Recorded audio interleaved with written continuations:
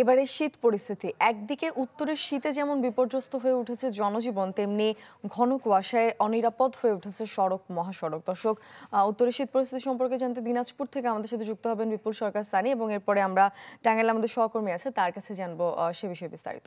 সানি, শুরুতেই আপনাকে গত কয়েকদিনের তাপমাত্রা একটু জানিয়ে রাখি। গত 4 তারিখে দিনাজপুরের সর্বনিম্ন তাপমাত্রা ছিল 12.0 ডিগ্রি সেলসিয়াস, যেটি 5 তারিখে 13.0 ডিগ্রি সেলসিয়াস, গতকালকেও ছিল 13.0 ডিগ্রি সেলসিয়াস এবং আজকে তাপমাত্রা 13.5 ডিগ্রি সেলসিয়াস সকাল 6টায়। যদিও এটা চূড়ান্ত তাপমাত্রা না, সকাল 9টায় চূড়ান্ত তাপমাত্রা রেকর্ড করা হবে।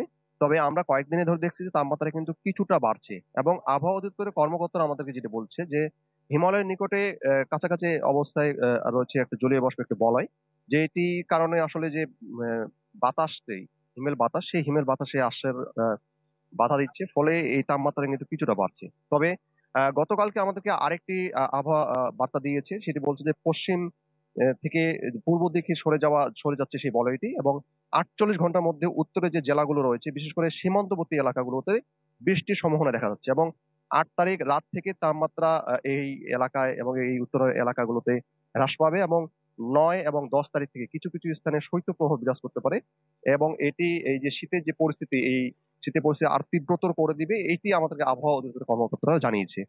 আর আমরা মোটামুটি ভাবে কয়েকদিন ধরে দেখছি যে তাপমাত্রা যেহেতু বেড়েছে, মোটামুটি ভাবে প্রাণ চাঞ্চল্য ফিরে এসেছে। এবং আজকে যেটা দেখছি, আজকে মোটামুটি হতে কিন্তু একেবারে কুয়াশা রয়েছে, যেটি গত কয়েকদিন ধরে দেখছিলাম যে কুয়াশার প্রভাবটা ছিল না, আজকে কিন্তু কুয়াশার প্রভাবটা বাড়ছে। এবং আবহাওয়া অধিদপ্তরের কর্মকর্তারা বলছেন এই যে শীতের প্রবণতার সাথে সাথে কুয়াশার প্রভাবটা কিন্তু বাড়বে। না সানি, আপনাকে ধন্যবাদ। দর্শক, এবারে টাঙ্গাইলে রয়েছেন আমাদের সহকর্মী মাসুদ রানা, তার কাছে একটু জানতে চাইবো যে কুয়াশার কারণে আসলে যান চলাচল ব্যাহত হচ্ছে কিনা বা সেখানকার কি অবস্থা। মাসুদ।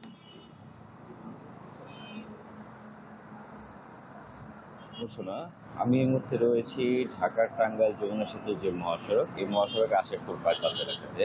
আমার পিছনে যে মহাসড়কটি রয়েছে, এই মহাসড়কে আমরা গত 2-3 দিন আগেও দেখেছি বা এর বেশ কয়েকদিন আগেও আমরা কিন্তু দেখেছি যে ঘন কুয়াশায় যে এই মহাসড়কের যান চলাচল অনেকটাই ব্যাহত হয়েছে এবং অনিরাপদভাবে কিন্তু যানবাহনগুলো চলাচল করেছে। তবে গত 2 দিন এবং আজকে এখন পর্যন্ত এই মহাসড়কে তেমন কোনো ঘন কুয়াশা দেখা যায়নি এবং রাতের বেলায় কিছুটা ঘন কুয়াশা দেখা গেলে ভোরবেলার সাথে সাথে কিন্তু কুয়াশার পরিমাণটা কমতে থাকে।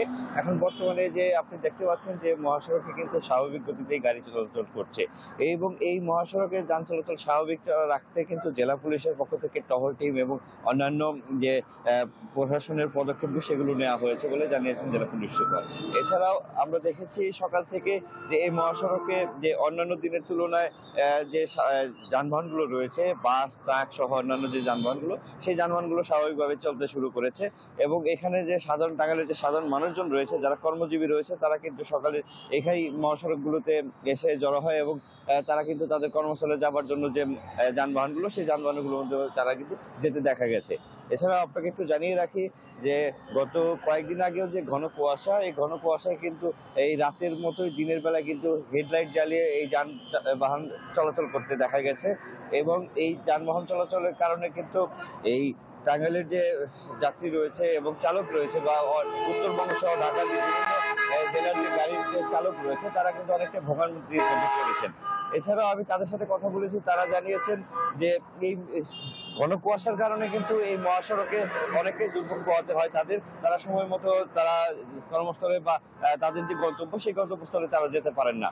এছাড়াও আমি সেখানকার সাধারণ মানুষের সাথে কথা বলেছি, তারা জানিয়েছেন এই ঘন কুয়াশার কারণে কিন্তু তাদের অনেকটাই ভোগান্তি পোহাতে হয়, বিশেষ করে এই শীতের কারণে কিন্তু তারা সময় মতো এই মহাসড়কে বা তাদের কর্মস্থলে যেতে পারেন না।